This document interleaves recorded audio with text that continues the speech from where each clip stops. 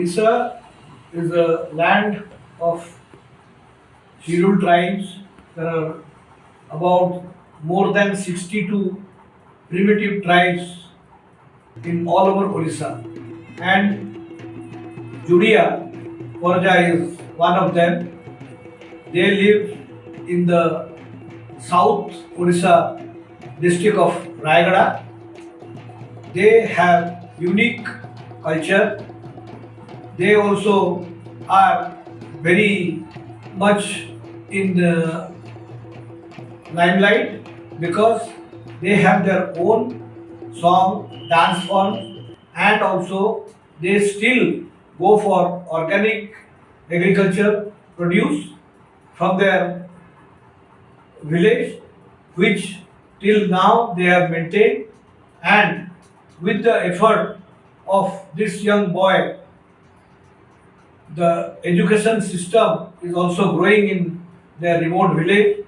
He is making them aware how to go for studies and go for organic agriculture, as well as preventing their own culture and their songs, their dance forms, and also making aware to study and go for higher studies.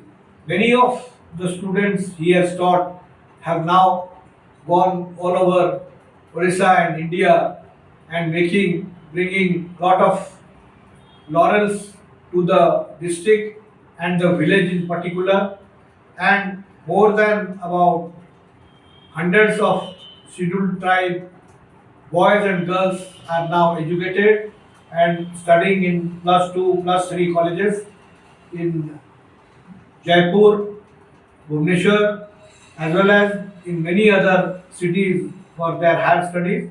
But they have till now preserved their own culture and they have not forgotten their own tribes, and they return back to also educate more people from their community and go for education and culture along with their own organic form of agriculture in their district. Hats off to this young boy and his social work without any support from government or any other organization. I congratulate him as well as I wish him all success in life. Odisha प्रदेश रे 62 जनजाति बसवास करती सेमानक मध्यरु परजा संप्रदाय अन्यतम। परजा बहु भागरे विभक्त।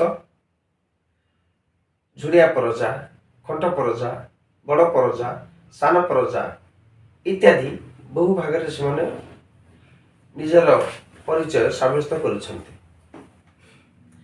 ओडिशा मुलकर रायगड़ा जिलार काशीपुर अंचल रे एमिति आदिवासी व्यक्तित्व अछंती जो माने शहीद लक्ष्मण नायक, सुमनी झुड़िया, वीर सुरेंद्र साई पदांक अनुसरण करी आदिवासी मानकर सेवा पाई, आदिवासी मानकर सर्वांगीन उन्नति पाई जे चेष्टा करिसंती एवं अति कम बयस जी निज ग्राम रे निज अंचल रे मद को विरोध करिसंती एवं सरकारी स्तर रे से निजर परिचय सृष्टि करिसंती। से आउ केही नहंती, से होचंती आमर अति निजर युव प्रतिभा कंठेश्वर झुड़िया। ताकर जीवन कहानी विषय बुझिया कहले तो बहुत समय आवश्यक अच्छी, किंतु एति जानिबो चाहिबी जे कंठेश्वर झुड़िया आदिवासी समाज उन्नति पाई, झुड़िया समाज उन्नति पाई कौन कौन काम करुछंती आसंतु आमे ताको ठारू बुझी नबा। कंठेश्वर बाबू नमस्कार। नमस्कार आज्ञा। आपण दीर्घ दिन धरी काशीपुर अंचल रे आज्ञा अनेक किछि उन्नतिमूलक कार्य कर आदिवासी माने केमते भल रहे, भल खाइबे, भल पिंधिबे तार गोटे नमूना हमको देबे आपण। आज्ञा आज्ञा तो मु छोट बेडरू मु देखिक आसुची हमर आदिवासी लोक माने मुख्यतः ସେମାନେ ଉନ୍ନତି ହେଇପାରୁନାହାନ୍ତି କ'ଣ ପାଇଁ? କାରଣ ସେମାନେ ତ ଭବିଷ୍ୟତର ଲକ୍ଷ୍ୟ ସେମାନଙ୍କର ହାତରେ ନାହିଁ। ଆଉ ମୁଁ ଆଗାମୀ ଦିନକୁ କ'ଣ କରିବି, ମୋ ପିଲା ଛୁଆ ପାଇଁ କ'ଣ କରିବି, ପାଠ ପଢ଼ାଇବି ନା କି ଆର୍ଥିକ ସୁଦୃଢ଼ କରିବି ନା ଗଛପତ୍ର ଲଗେଇବି, ଭବିଷ୍ୟତକୁ କ'ଣ ହେବ କ'ଣ ନାହିଁ, ତାଙ୍କର ଆଦିବାସୀମାନଙ୍କର ପ୍ରକୃତର ଚିନ୍ତାଧାରା ନାହିଁ। ଯାହା ଯେତିକି ଇନକମ୍ କଲେ ସେତିକିରେ ଖାଇଲେ ସେତିକିରେ ବଞ୍ଚି ଏମିତି ଆସୁଛନ୍ତି। ଆଉ ଗୋଟେ ମୁଖ୍ୟ ବିଷୟ ହେଲା, ସେମାନେ ଯେତେ ଇନକମ୍ କରନ୍ତି, ଯେତେ ବା କୁଲି ମଜୁରୀ କରନ୍ତି, ସବୁତକ ଆଣି ସବୁ ମଦ ପିଇକି ସେମାନେ ବୁଡ଼ାଇ ଦିଅନ୍ତି। ଆଉ ସ୍ତ୍ରୀ ଲୋକମାନଙ୍କର, ଝିଅ ଭଉଣୀମାନଙ୍କର ଯେଉଁ ସୁନା ଗହଣା ଯାହା ବି ଆସିଥାଏ ରଖିଥାନ୍ତି, ସେସବୁକୁ ନେଇ ମଦ ପାଇଁ ବନ୍ଧକ ରଖନ୍ତି। ଆଉ ସେଥିରେ ଯାହା ମଦ ପିଅନ୍ତି, ଆଉ ସ୍ତ୍ରୀ କିମ୍ବା ପିଲାଛୁଆ ଯାହା ଯଦି କୁହନ୍ତି, ତାହେଲେ ସେ ସ୍ତ୍ରୀ ଆଉ ପିଲାଛୁଆମାନଙ୍କୁ ମାଡ଼ ମାରି ସେମାନେ ହରକତ କରନ୍ତି ଏବଂ ହଣାକଟା ହେଉଛି। ଏମିତି ହେଇ ଦେଖିଲି ତ ଏ ଲୋକ ଏମିତି ଯଦି ଅଶିକ୍ଷିତ ହେବେ, ମଦ ପିଇବେ, ଭଣ୍ଡା ପିଇବେ, ହାଣ୍ଡିଆ ପିଇବେ, ଆଉ ମଣା କଟା ହଣା ହେବ, ହେଲେ ଏମିତି ପରିବର୍ତ୍ତନ କେତେବେଳେ ହେବ? ମୁଁ ନିଜେ ଚିନ୍ତା କଲି ଏବଂ ଜାଣିଲି, ଅନୁଭବ କଲି ଯେ ଏହା ନା ହେବନି। ତ ମଣିଷ ପରିବର୍ତ୍ତନ ହେବା ପାଇଁ ହେଲେ, ଚେଞ୍ଜ ହେବା ପାଇଁ ହେଲେ ନିହାତି ଶିକ୍ଷାର ଆବଶ୍ୟକତା ଅଛି। ବିନା ଶିକ୍ଷାର ଲୋକ ପରିବର୍ତ୍ତନ ହେଇପାରିବେ ନାହିଁ। ତେଣୁ ମୁଁ ଏ ଚିନ୍ତା କରି ମୁଁ ସର୍ବପ୍ରଥମେ ମୁଁ କ'ଣ କରିବି, ତ ନିଜ ଗାଁକୁ ତ ମୁଁ ଟିକେ ଉନ୍ନତି କରିବା ପାଇଁ ଚେଷ୍ଟା କରିବି। ଆମ ଗାଁକୁ ହେଲେ ଦେଖି ତ ଆମର ପାଖି ପଡ଼ୋଶୀ ଲୋକ ପରିବର୍ତ୍ତନ ହେଇପାରିବେ। ଏ କଥା ମୁଁ ନିଜକୁ ନିଜେ ଚିନ୍ତା କଲି। ତାପରେ ମୁଁ କ'ଣ କଲି, ତ ସମସ୍ତ ଗାଁର ଭଦ୍ର ବ୍ୟକ୍ତି ଏବଂ ଯୁବ ଯୁବତୀମାନଙ୍କୁ ଏକତ୍ରିତ କରି ଡାକିଲି, ସଭା ଆୟୋଜନ କଲି। ଆଉ ସେମାନଙ୍କୁ ମୁଁ କହିଲି ଯେ ତୁମେ ଦିନ ସାରା ପରିଶ୍ରମ କର, କାମଧନ୍ଦା କର, କୁଲିବୁତି କର, ଆଉ ରାତ୍ରରେ ବେଶୀ ନାହିଁ 2-3 ଘଣ୍ଟା ପାଠ ପଢ଼। ସେଥିରେ ତୁମେ ଜୀବନ ପରିବର୍ତ୍ତନ ହେଇଯିବ, କିଛି ଜାଣିପାରିବ, କିଛି ଶିଖିପାରିବ। ଏ କଥା ମୁଁ ଚିନ୍ତା କରି ଲୋକଙ୍କୁ ବୁଝେଇଲି। କିନ୍ତୁ ଗ୍ରାମବାସୀ କେହି ହେଲେ ମୋର କଥାକୁ କେହି ବୁଝିଲେ ନାହିଁ। ତ ଆମେ ପାଠ ପଢ଼ି କ'ଣ କରିବୁ? ମୋ ପିଲା ସ୍କୁଲ ଯିବ, ମୋର ଗାଈ ଜଗିବା ଲୋକ ନାହିଁ, ମୋର ଧାନ କାଟିବା ଲୋକ ନାହିଁ, ମୁଁ ପିଲାକୁ ଜଗିବା ଲୋକ ନାହିଁ, ଏମିତି ସବୁ କହିବା ପାଇଁ ଆରମ୍ଭ କଲେ ଆମର ଆଦିବାସୀ ଅଶିକ୍ଷିତ ଲୋକମାନେ। ତଥାପି ମୁଁ ଏତେ ସବୁ ଘଟଣା ମଧ୍ୟ ମୁଁ କିଛି ହାର ନ ମାନି ବାରମ୍ବାର ଚେଷ୍ଟା କଲି। ଯାହାପରେ ଚେଷ୍ଟା କଲା ପରେ ମୁଁ କ'ଣ କଲି, ଲୋକ ଧୀରେ ଆସ୍ତେ ବୁଝିବାକୁ ଲାଗିଲେ। ବୁଝିବାକୁ ଯେତେବେଳେ ଲାଗିଲେ, ତାପରେ ମୁଁ ପିଲାମାନଙ୍କୁ ଆଶ୍ରମ ଆଡ଼ମିସନରେ ଚିନ୍ତା କଲି। ଆମ ଆଶ୍ରମ ବିଦ୍ୟାଳୟ, ଆଶ୍ରମ ବିଦ୍ୟାଳୟରେ ଆମ ଗାଁ ଠାରୁ କାଶୀପୁର ବ୍ଲକଟା 30 କିଲୋମିଟର। ତ ଚାଲି ଯାଇକି ସାର୍ଟିଫିକେଟ୍ ଆଣିବାର ଅଛି, ML ସାର୍ଟିଫିକେଟ୍। ସେ ମୋମେଣ୍ଟ ଦିଆଯାଉଥିଲା। ତ ଚାଲି ଯାଇକି ମୁଁ ML ସାର୍ଟିଫିକେଟ୍ ରାତି ପାହାନ୍ତିଆରେ ଉଠିବାର, ଆଉ ଗାଧା ପାଧା ହେବାର, 7ଟାରେ ବାହାରିକି ଚାଲି ଯାଇକି କାଶୀପୁର 30 କିଲୋମିଟର 11ଟାରେ ପହଞ୍ଚିବାର, ସେଠୁ ସାର୍ଟିଫିକେଟ୍ ଯାହା ମିଳିଲା ଆଣିବାର, ଆଉ ପିଲାମାନଙ୍କୁ ଆଡ଼ମିସନ୍ କଲି। ତ ଏବେ ସେ ପିଲା ଆଡ଼ମିସନ୍ ହେଇକି 10th, +2, +3, 8, 9 ସବୁ ପଢ଼ୁଛନ୍ତି। ତ ସେମାନେ ନିଜେ ଜାଣିଗଲେ। ଜାଣିଲା ପରେ ସେମାନେ ନିଜକୁ ବୁଝିପାରିଲେ। ତାପରେ ଏବେ ଦେଖି ଆମ ଗାଁର ସମସ୍ତେ ମା' ବାପା, ଭାଇ ଭଉଣୀମାନେ ସମସ୍ତେ କ'ଣ କଲେ ନା, ପିଲାଙ୍କୁ ପାଠ ପଢ଼ିବାରେ ସବୁ ଆଗ୍ରହ ପ୍ରୟାସ କରୁଛନ୍ତି। କଥା ହେଲା ଏଠି। ତାପରେ ମଦ କଥା ଯେଉଁ ରହିଲା, ତ ମଦକୁ କେମିତି କଲେ ବିନାଶ କରିହେବ, ସେ କଥା ଚିନ୍ତା କଲି। ତାପରେ ଆମ ଗାଁରେ ଯେତେ ମଦ ଚାଲିଥିଲା କାରବାର, ସେ ସବୁକେ ତ ମା' ବାପା କହିଲେ ବୁଝନ୍ତି ନାହିଁ। ତ ମୁଁ ଯୁବକ ଯୁବତୀମାନଙ୍କୁ କ'ଣ କଲି, ତ ଏକତ୍ରିତ କଲି। ଆଉ ସେମାନଙ୍କୁ କ'ଣ କଲି ନା, ମଦ ଉପରେ ସେମାନଙ୍କୁ ବୁଝେଇକି କହିଲି ଯେ ମଦ ଥିଲେ ଏମିତି ଅସୁବିଧା ହେବ, ଏମିତି କାରବାର ହେବ, ତା ପାଇଁ ବନ୍ଦ କରିବାକୁ ହେବ। ଏ କଥା କହି ମୁଁ କ'ଣ କଲି, ଯୁବ ଯୁବତୀ କହିକି ରାତିକେ ରାତା ମଦର ବ୍ୟବସ୍ଥା ବନ୍ଦ କରାଗଲା। ଆଉ ମଦ ଯେଉଁ ମହଲ ଲାଇସେନ୍ସ ଯାହା ଥିଲା, ସେସବୁ ମଧ୍ୟ ମୁଁ ବନ୍ଦ କରିଦେଇଛି। ଏକ୍ସାଇଜ୍ ପୋଲିସ ପାଖକୁ ରାୟଗଡ଼ାକୁ ଯାଇକରି ଏମିତି ହେଇକରି ଗାଁ ଟିକେ ଚେଞ୍ଜ ହେଲା, ପରିବର୍ତ୍ତନ ହେଲା।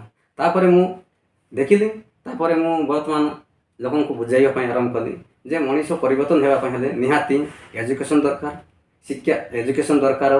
ତାପରେ କୃଷିର ଆବଶ୍ୟକତା ଅଛି, ସ୍ୱାସ୍ଥ୍ୟର ଆବଶ୍ୟକତା ଅଛି। ଏହିସବୁ ମଧ୍ୟ ମୁଁ କାରବାର କରୁଛି। କିନ୍ତୁ ମୁଁ କାଲି ପାଟିରେ କହିଲେ ତ ସରିବନି। କିନ୍ତୁ ଯେଉଁମାନେ ଯଦି ଦେଖିବାର ଅଛି, ବୁଝିବାର ଅଛି, ଗାଁକୁ ଯିବେ, ଗାଁର ଲୋକଙ୍କୁ ପଚାରିବେ, ଗାଁର ଅନୁସରଣ କରିବେ, ଗାଁକୁ ଦେଖିବେ, ଆପଣମାନେ ଜାଣିପାରିବେ। ଖାଲି ପାଟିରେ କହିଦେଲେ, ଟିଭି ନ୍ୟୁଜ୍ ଦେଖିଲେ କାଲି ଏତିକି ସରି ନୁହେଁ। କିନ୍ତୁ ଯେ ମଧ୍ୟ କାଶୀପୁର ବ୍ଲକ ଲୋକ ଆସୁଛନ୍ତି, ଦେଖୁଛନ୍ତି, ତ ଆମ ଗାଁର କଥା ବ୍ୟବସ୍ଥା ତାଙ୍କେ ନିଜେ ଅନୁସରଣ କରି ଯାଉଛନ୍ତି। ଆଉ ଯେଉଁ ଆମର ଗାଁର କଥାକୁ ପାଖି ପଡ଼ୋଶୀ ବ୍ଲକରେ ସେମାନେ କହି ନିଜେ ଅନୁତାପ କରିପାରୁଛନ୍ତି। ଠିକ୍ ଅଛି କଣ୍ଠେଶ୍ୱର ବାବୁ, ଆପଣ ଯେତେବେଳେ ମଦ ମୁକ୍ତ ଗ୍ରାମ କରିବାକୁ ଚାହିଁଲେ, ସେତେବେଳେ ଆପଣ ବହୁତ କିଛି ବାଧାର ସମ୍ମୁଖୀନ କରିଥିବେ। ଆଜ୍ଞା। ସେ ଅନୁଭୂତି ଟିକେ କହିବେ କି? ଆଜ୍ଞା। ମଦ ତ ସାର୍ ସମସ୍ତେ ପିଉଥିଲେ, ତ ମଦକୁ ଏତେ ସହଜରେ ବନ୍ଦ କରାଯାଇପାରେ ନାହିଁ। ତେଣୁ ମଦ ପାଇଁ ମୁଁ ବନ୍ଦ କରିବା ପାଇଁ ଏତେ କଷ୍ଟ ପଡ଼ିଛି। ଲୋକଙ୍କୁ ଏକତ୍ରିତ କରି ଯୁବକ ଯୁବତୀମାନଙ୍କୁ, ଲୋକମାନଙ୍କୁ ଯେଉଁମାନେ ମଦ ବିକୁଥିଲେ ଆଣୁଥିଲେ ସେମାନଙ୍କୁ ମୁଁ ଜରିମାନା ପକାଇଛି, ସେମାନଙ୍କୁ ଦିନସାରା ବାନ୍ଧିଛି, ମଦକୁ ଅଜାଡ଼ି ଅଜାଡ଼ି ଫିଙ୍ଗିଛି, ବହୁତ ଗାଡ଼ି ଗୁଜ ଶୁଣିଛି। ଆଉ ଯେଉଁମାନେ ମଦକୁ ଅଜାଡ଼ିକି ଫିଙ୍ଗୁଥିଲେ ସେମାନଙ୍କୁ ମଧ୍ୟ ଗାଡ଼ି ଦଣ୍ଡା ହେଇଛି। ତ ଏସବୁକୁ ମୁଁ ବେଖାତିର ନ କରି ଦାଗି କରି ପ୍ରୟାସ କଲି, ଯାହାଫଳରେ କି ମୁଁ ଏସବୁ କରି ସକ୍ସେସ୍ ହେଇପାରିଛି ସାର୍। ଆପଣଙ୍କୁ ସରକାରୀ ଲେଭେଲର କେଉଁମାନେ ସାହାଯ୍ୟ କରିଥିଲେ ଏ ବାବଦରେ? ସରକାର କ'ଣ? ମଦମୁକ୍ତି କରିବା ପାଇଁ ଆପଣ ଯେତେବେଳେ ଚାହିଁଲେ, ଆଜ୍ଞା। ଆପଣ ସରକାରୀ ସ୍ତରରେ କିଛି ସାହାଯ୍ୟ ପାଇଛନ୍ତି କି? ନା ସାର୍, ମୁଁ ସରକାରୀ ସ୍ତରରେ କିଛି ସୁବିଧା ପାଇନି, କିନ୍ତୁ ମୁଁ ନିଜେ ଚିନ୍ତା କଲି, ଆପ୍ଲିକେସନ୍ ଲେଖିଲି ଯେ ମଦ ରଖିଲେ ଅସୁବିଧା ଗାଁରେ, ତେଣୁ ମୋ ତୁରନ୍ତ ବନ୍ଦ କରାଯାଉ ଆପ୍ଲିକେସନ୍ ଲେଖିଲି। ଆଉ ମୋ ସାଥିରେ ଗୋଟେ ବାଇକ୍ ଧରିକି ଗଲି ରାୟଗଡ଼ା ଏକ୍ସାଇଜ୍ ଅଫିସ୍କୁ ଗଲି। ଏକ୍ସାଇଜ୍ ଅଫିସ୍କୁ ଯାଇକରି ମୁଁ ଏକ୍ସାଇଜ୍ ଅଫିସ୍କୁ ଦେଖା କଲି। ଏକ୍ସାଇଜ୍ ଅଫିସ୍ କହିଲେ ଆଜି ନାଇଁ ବାବୁ, କାଲିକି ଆସ, କଲେକ୍ଟର ପ୍ରୋଗ୍ରାମ୍ ଅଛି, ଏଇ କଥା କହିଲେ ମୋତେ। ତାପରେ ମୁଁ କ'ଣ କଲି, ନିଃସହାୟକ ହେଇକି ଗୋଟେ ମୋର ଅତି ପରିଚୟ ଗୋଟେ ସାର୍ଙ୍କୁ ଭେଟିଲି। ତାପରେ ସାର୍ଙ୍କ ସାଥିରେ ନେଇକି କହିଲି, ସାର୍ ମୁଁ ଏକ୍ସାଇଜ୍ ଅଫିସ୍ରେ ଏଇ ଯେଉଁ ଉଦ୍ଦେଶ୍ୟ ଆସିଛି ମଦ କାରନାମା ବନ୍ଦ କରିବା ପାଇଁ, ସେ ଆମ କଥା ଶୁଣୁନାହାନ୍ତି, ଟିକେ ଚାଲ ଯିବା, ମୋତେ ସହଯୋଗ ଆପଣଙ୍କ ଦ୍ୱାରା, ଏ କଥା କହିଲି। ସାର୍ ଆସିଲେ, ତାପରେ ସାର୍ଙ୍କୁ ଭେଟିଲେ। ତାପରେ ସେଇ ସାର୍ଙ୍କୁ ମୋତେ ମନା କରୁଥିଲେ ସେଇ ଲୋକ। ତାପରେ ସାର୍ ସିଧା ବାହାରି କରି ଆସେ, ତୁ କ'ଣ ପାଇଁ ଏଠି ଅଫିସ୍ରେ କ'ଣ ପାଇଁ ବସିଛୁ? ବକ୍ରମ ଧରି କହିଲି, ତୁ ଅଫିସ୍ରେ କ'ଣ ପାଇଁ ବସିଛୁ? ତୋର ବାପାର ଘର କେହି ଘର ହେଲା, ତୁ ଏ ବାବୁର କଣ୍ଟେଶ୍ୱର ବାବୁର 4 ଦିନ ଭିତରେ ମୋ ଲାଇସେନ୍ସ ବନ୍ଦ କରିବୁ ନା ନାଇଁ ବୋଲିକରି କହିଲାରୁ, ସାର୍ ମୁଁ ଆପଣ ଆସୁଛନ୍ତି ମୁଁ ଜାଣିନଥିଲି ସାର୍, ମୋତେ କ୍ଷମା ପ୍ରାର୍ଥନା କରନ୍ତୁ। ମୁଁ ଏ ବାବୁଙ୍କର କାର୍ଯ୍ୟକାରିତା 15 ଦିନ ଭିତରେ ମୁଁ ସିଓର ବନ୍ଦ କରିବି ବୋଲି କହିଲେ, କିନ୍ତୁ 15 ଦିନ ହେଇନାହିଁ, 7 ଦିନ ଭିତରେ ସେ ବନ୍ଦ କରି ରଖିଥିଲେ। ଧନ୍ୟବାଦ। ଆଜ୍ଞା। ଯାଉ ଆଦିବାସୀ ମାନଙ୍କ ଭିତରେ ଆପଣ ହସ ସୃଷ୍ଟି କରିଛନ୍ତି। ଆଜ୍ଞା। ମଦ ଏମିତି ଏକ ଜିନିଷ ଆଜ୍ଞା। ଯିଏ କି ଜୀବନକୁ ନଷ୍ଟ କରେ, ଯୌବନ ନଷ୍ଟ କରେ, ଧନ ନଷ୍ଟ କରେ, ଆଜ୍ଞା। ପାରିବାରିକ ଆଜ୍ଞା। ପରିସ୍ଥିତି ବିଶୃଙ୍ଖଳିତ ହୁଏ। ଆଜ୍ଞା। ସେ ବାବଦରେ ଆପଣ ବହୁତ କିଛି କାମ କରୁଛନ୍ତି। ଆଜ୍ଞା। ଆପଣଙ୍କ ସରକାରୀ ବାବୁ ମାନେ ବହୁତ ସହାୟତା ଦେଇଛନ୍ତି, ଆଜ୍ଞା। ଗ୍ରାମବାସୀ ମାନେ ସହାୟତା ଦେଇଛନ୍ତି। ଆଜ୍ଞା। ବହୁତ ଧନ୍ୟବାଦ ଆପଣଙ୍କୁ। ଆଜ୍ଞା। ଆପଣଙ୍କର ପରବର୍ତ୍ତୀ ଲକ୍ଷ୍ୟ କ'ଣ? ଆଦିବାସୀର କେମିତି ଉନ୍ନତି କରିବାକୁ ଆପଣ ଚାହୁଁଛନ୍ତି? ଆଜ୍ଞା। ତ ମୋର ଆଦିବାସୀଙ୍କୁ କେମିତି ପରିବର୍ତ୍ତନ କରିବାକୁ ମୁଁ ଚାହୁଁଛି, ତ ମୁଁ ଯେତେ ଦୁନିଆ ଦେଖୁଛି ଆମର ଆଦିବାସୀ ଲୋକମାନେ କେଉଁ କ୍ଷେତ୍ରରେ ସେମାନେ ପୁରା ଆଗକୁ ଯିବା ପାଇଁ ହେଇପାରୁନାହାନ୍ତି। ପ୍ରଥମ ହେଲା ତାଙ୍କର ଏଜୁକେସନ୍ର ଅଭାବ, ଦ୍ୱିତୀୟରେ ହେଲା ମଦ ମାଂସର ପରିସ୍ଥିତି। ସେମାନେ ଯେତେ ଶିକ୍ଷିତ ହେଲେ ମଧ୍ୟ ସେମାନେ ମଦକୁ ଛାଡ଼ୁନାହାନ୍ତି। ଯେତେ ଶିକ୍ଷିତ ହେଉଛନ୍ତି ଆମର ଆଦିବାସୀମାନେ ସେତେ ମୂର୍ଖାମୀ ହେଉଛନ୍ତି। ଯେତେ ଶିକ୍ଷିତ ଲୋକ ସେତେ ମଦ ପିଉଛନ୍ତି, ସେତିକି ଯୁକ୍ତିତର୍କ କରୁଛନ୍ତି, ସେତେ ଗାଳି ଗୁଲଜ କରୁଛନ୍ତି, ଆଉ ତାଙ୍କର ଭବିଷ୍ୟତକୁ ନଷ୍ଟ କରୁଛନ୍ତି। ତେଣୁ ପ୍ରଥମେ ମଦ ହିଁ ବନ୍ଦ ହେବାର ଆବଶ୍ୟକ, ଆଉ ପ୍ରଥମେ ଶିକ୍ଷିତ ହେବାର ଆବଶ୍ୟକ। ଶିକ୍ଷିତ ହେଲେ ଆଉ ମଦ ବନ୍ଦ କଲେ ଆଉ ସେମାନେ ଆଗକୁ ଯାଇପାରିବେ ଆଦିବାସୀ ଲୋକ। କଣ୍ଠେଶ୍ୱର ଝୋଡ଼ିଆ ଯିଏକି ଆଦିବାସୀ ସମାଜର ଶିକ୍ଷା ଉପରେ ଗୁରୁତ୍ୱ ଦେଉଛନ୍ତି ଏବଂ ଆଦିବାସୀ ସମାଜର କୃଷି ଏବଂ ଶିକ୍ଷା ଏବଂ ସ୍ୱାସ୍ଥ୍ୟ ତାର ଉନ୍ନତି କରିବା ଦିଗରେ କଣ୍ଠେଶ୍ୱର ଝୋଡ଼ିଆ ମହୋଦୟ ଅନେକ କିଛି କାର୍ଯ୍ୟ କରୁଛନ୍ତି। ସରକାରୀ ବେସରକାରୀ ସ୍ତରରେ ତାଙ୍କୁ ସହାୟତା ମିଳିଲେ ସେ ନିଶ୍ଚିତ ଆଗାମୀ ଦିନରେ ଆଦିବାସୀ ମାନଙ୍କର ସାଂସ୍କୃତିକ, ପାରମ୍ପରିକ, ଆର୍ଥିକ, ଶିକ୍ଷାଗତ, ସ୍ୱାସ୍ଥ୍ୟଗତ ସମସ୍ୟାର ସମାଧାନ ନିଶ୍ଚିତ କରିପାରିବ, ଏହା ନିଃସନ୍ଦେହ। ଧନ୍ୟବାଦ। ଆଜ୍ଞା।